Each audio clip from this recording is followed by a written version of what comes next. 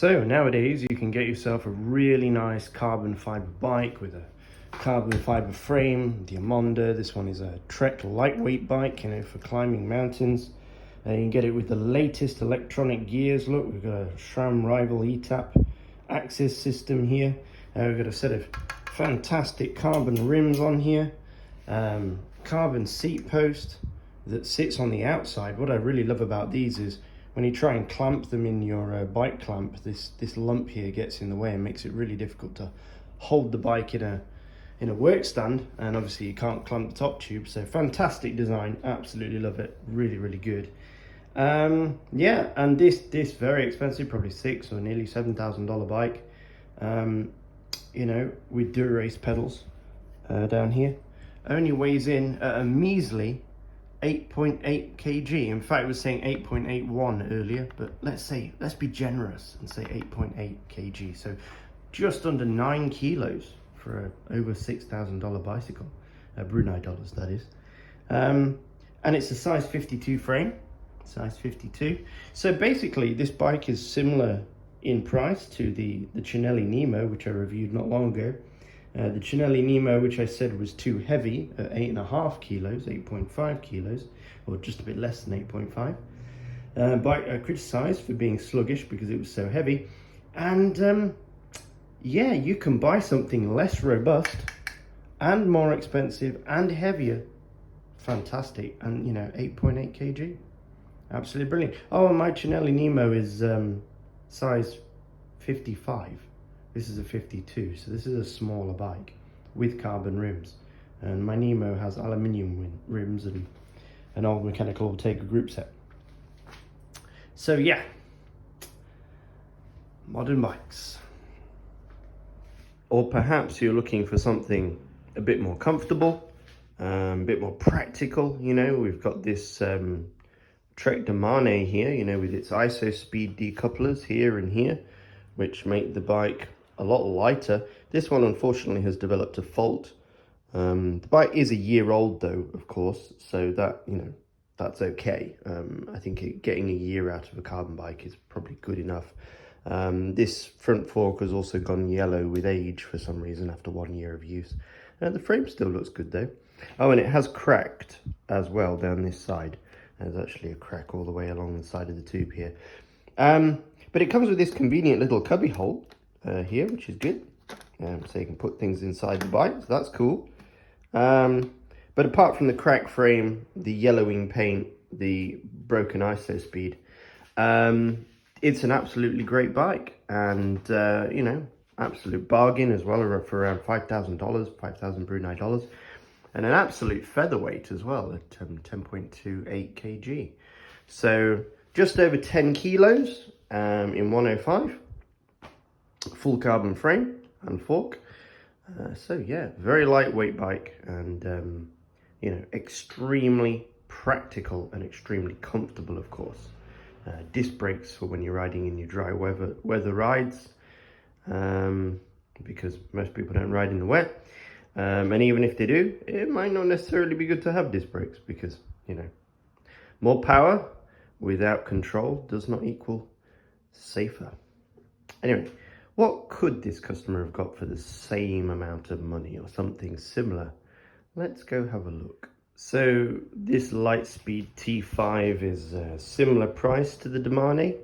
It comes with DT Swiss wheels, whereas the Domane comes with sort of stock unbranded type wheels. 105 group set, just like the Domane, only this one is a rim brake version. Titanium frame. The only carbon fiber on the entire bike is the fork. Everything else on the bike is aluminium, steel and titanium. T5 is the most comfortable road bike I've ever ridden. It's sublimely comfortable. So if you're looking for a comfortable bike like the Domane, this is somewhere definitely to start. These are on special offer as well on the Litespeed website right now, probably, so you can pick them up for even less than a Domane. Granted, this one doesn't have any pedals or bottle cages on it, and it does have a Recon cassette, which is quite a lightweight cassette, but again, like I say, it's similar price to the Domane. And this one comes in at 8.25 kilos. So even with pedals and bottle cages, you're probably looking at about 8.5 kilos max for this bike. And like I say, it's all aluminium components, whereas the Domane is all carbon fiber. So this one could be upgraded to aluminium bar and stem, carbon bar and stem, carbon seat post, carbon wheels, and so on and so forth. And it's going to get a lot lighter.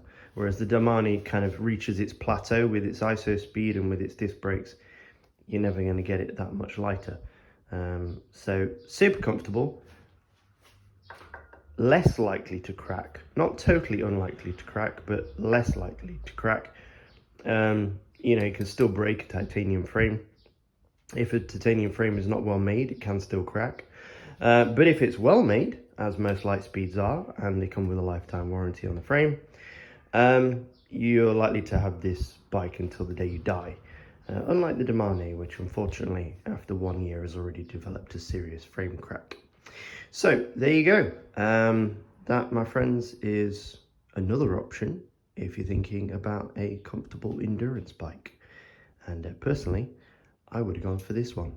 If I was him, I did offer him this bike, but the reason he turned this down and bought the Domane was because this one has cables on the outside, and that to him was a deal breaker.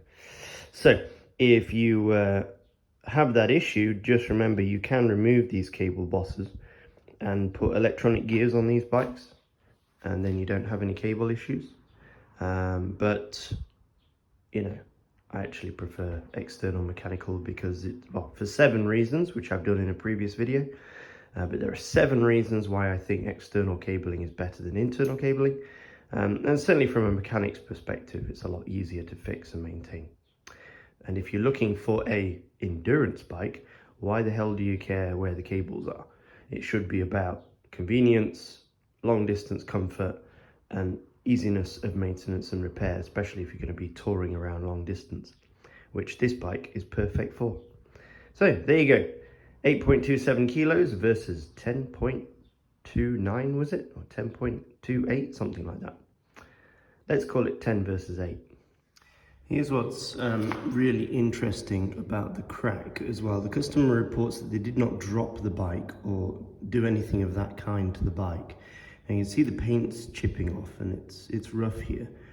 And you see the crack has sort of propagated, migrated, and it's actually under the frame paint here and under this decal. You can see the crack continuing underneath.